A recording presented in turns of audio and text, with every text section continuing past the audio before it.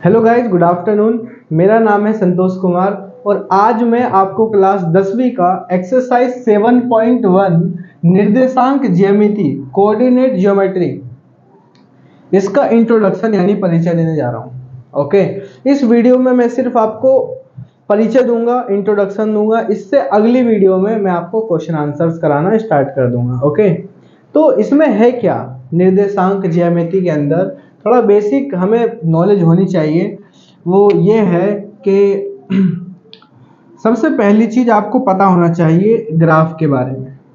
ठीक है, एक जो ग्राफ होता है उसके अंदर बिल्कुल यहाँ पर ये होता है बिंदु O और इसको हम बोलते हैं केंद्रक। क्या बोलते हैं? केंद्रक यानी सेंटर। ये होता है हमारा एक्स अक्ष, ये होता है हमारा एक्स डैश अक्ष। ओके, ये होता है हमारा वाई अक्ष, अक्ष को एक्सिस बोलते हैं, और ये हमारा होता है वाई डैश अक्ष।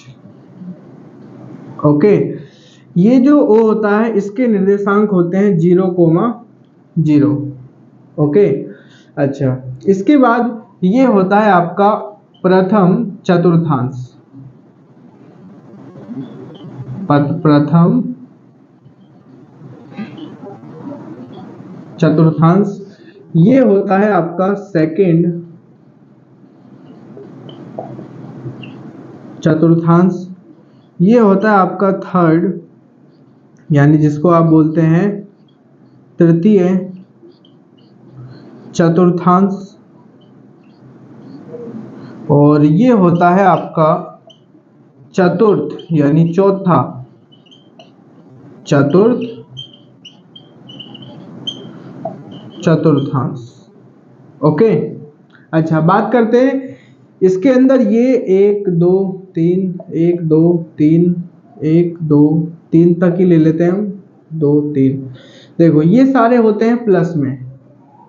ठीक है, 1 2 3, इधर की सारी संख्याएं प्लस में, इधर की सारी संख्याएं 1 2 3 ये सारी माइनस में, 1 2 3 ये सारे प्लस में और ये सारे माइनस में। ओके, कोई दिक्कत नहीं है। ये जो क्वाड्रेंट होता है इसमें एक्स अक्ष भी प्लस में होता है और वाई अक्ष भी प्लस में होता है। इसमें एक्स अक्ष माइनस में होता है और वाई अक्ष प्लस में होता है। इसके अंदर एक्स अक्ष जो है ये भी माइनस में होता है और वाई अक्ष ये दोनों माइनस में होते हैं। इस वाले में एक्स अक्ष ये प्लस में होता है और वाई अक्ष जो है ये माइनस में होता है।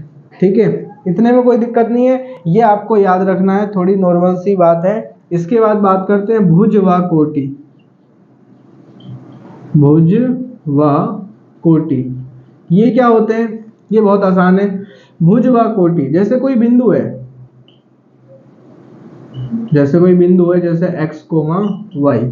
अब इसके अंदर जो x अक्ष का निर्देशांक है ये भुज है और ये y अक्ष का निर्देशांक कोटि है। यानी ये हो गया आपका भुज और ये हो गया आपका कोटि। कोई दिक्कत नहीं है। ओके, एब्सिसा एंड ऑर्डिनेट बोलते हैं हम अंग्रेजी यानी इंग्लिश में। अब जैसे एक बिंदु कोई लेते हैं हम, जैसे एग्जांपल के तौर पे एक बिंदु ले लिया हमने 4,6। इसके अंदर ये 4 क्या हो गया? 4 हो गया हमारा भुज और 6 हो गया हमारा कोटि। कोई दिक्कत नहीं है। ये हो गया आपका एब्सिसा और ये हो गया आपका ordinate. Abscissa ordinate, abscissa ordinate, इतनी बात हो गई खत्म। अच्छा, ये अलग है। इसके बाद आपको याद क्या करना है इसमें? दूरी सूत्र। दूरी सूत्र ये तो सबसे मेन है। दूरी सूत्र मतलब नाम से ही समझ में आता है, दूरी निकालने के लिए सूत्र। दूरी निकालने के लिए सूत्र, दूरी का सूत्र मतलब जैसे दो बिंदु हैं, ये मान के चलते हैं 2 बिंदु हैं, इस बिंदु का नाम है P, इस बिंदु का नाम है Q। इसको मैंने मिलाया तो क्या बन गई? एक रेखा बन गई। क्या बन गई? रेखा बन गई, यानी इंग्लिश में लाइन बन गई।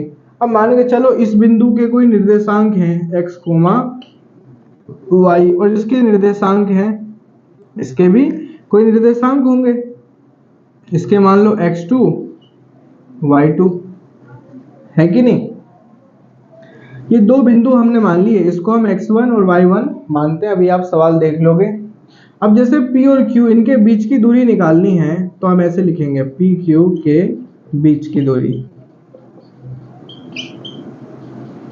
PQ के बीच की दूरी निकालने के लिए फॉर्मूला है अंडर रूट, यानी रूट के अंदर x1 माइनस में x2 का स्क्वायर प्लस में y1 माइनस में y2 और इसका भी फिर स्क्वायर। या फिर इसी चीज को हम एक और तरीके से लिख सकते हैं। दूसरा तरीका क्या है, इसी फॉर्मूले को हम ऐसे भी लिखते हैं अंडर रूट में, यहाँ x1 x2 है, अब इसे पलट दो, x2 माइनस में x1 इसका होल स्क्वायर और प्लस में y2 माइनस में y1 इसका होल स्क्वायर। ये दोनों के दोनों फॉर्मूले हैं दूरी सूत्र के, यानी डिस्टेंस फॉर्मूला है ये। ठीक है, अब देखो ये दोनों अलग अलग होके भी आंसर सेम ही आएगा, दोनों में से कोई भी लगाओ तो सेम क्यों आएगा, क्योंकि इसके अंदर देखो वर्ग है, इस पे भी वर्ग है, इस पे भी वर्ग है। वर्ग के कारण ही ये आगे पीछे करके भी आप घटाओगे तो आपका आंसर धनात्मक ही रहेगा, माइनस में कभी नहीं होगा। इसके बाद फिर आपको एक छोटी सी चीज और बता देता हूँ, ठीक है, संरेखी के बारे में। ठीक है, देखो यहाँ पे ध्यान से, थोड़ी सी जगह बची है, इसी में ही देख लेते हैं। संरेखी, संरेखी, संरेखी मतलब होता है सभी बिंदु एक ही रेखा में, सभी बिंदु एक ही रेखा में। ठीक है, सभी बिंदु एक ही रेखा में, संरेखी बोलते हैं हम, इंग्लिश में इसको कॉलिनियर बोलते हैं। ठीक है, कॉलिनियर, इंग्लिश भी जानो, आगे इंग्लिश में पढ़ोगे।